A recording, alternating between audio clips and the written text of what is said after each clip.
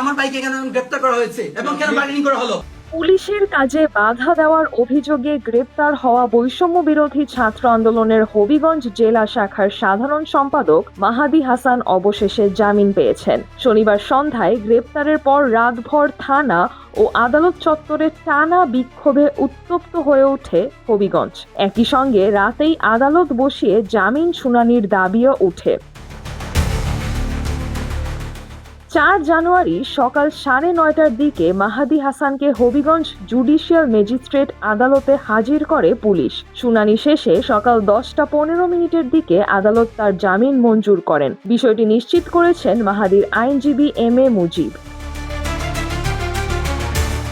Police জানায়, পুলিশের কাজে বাধা দেওয়ার অভিযোগে শনিবার সন্ধ্যায় মাহাদি হাসানকে গ্রেপ্তার করা হয়। শায়েস্তাগঞ্জ থানা পুলিশের দাবি, শনিবার রাত 7:45টার দিকে হবিগঞ্জ শহরের স্বাস্থ্যনগর এলাকা থেকে তাকে আটক করা হয়। পরে তাকে হবিগঞ্জ সদর মডেল থানায় নেওয়া হয়।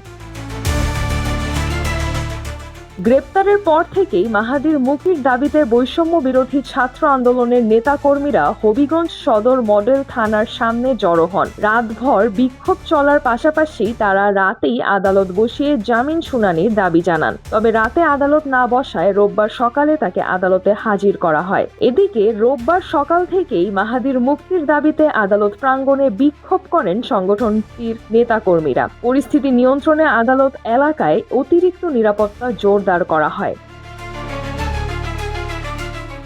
ঘটনার সূত্রপাত গত বৃহস্পতিবার মধ্যরাতে। ওই দিন শায়েস্তাগঞ্জ থানার পুলিশ শায়েস্তাগঞ্জ সদর ইউনিয়ন ছাত্রলীগের সহসভাপতি এনামুল হাসানকে আটক করে থানায় নিয়ে যায়। পুলিশের ভাষ্য অনুযায়ী নিষিদ্ধ ঘোষিত ছাত্রলীগের রাজনীতির সঙ্গে সম্পৃক্ত থেকে তিনি কার্যক্রম চালিয়ে যাচ্ছিলেন। এনামুল হাসানকে আটকের প্রতিবাদে শুক্রবার দুপুরে বৈষম্য বিরোধী ছাত্র আন্দোলনের নেতাকর্মীরা শায়েস্তাগঞ্জ থানা ঘেরাও করেন। এ সময় মাহাদি হাসানের নেতৃত্বে একদল নেতাকর্মী থানার ভারপ্রাপ্ত কর্মকর্তার কক্ষে অবস্থান নেন। পুলিশের দাবি, ওই ঘটনায় পুলিশের কাজে বাধা দেওয়া হয়, যার প্রেক্ষিতেই মাহাদি হাসানকে গ্রেপ্তার করা হয়।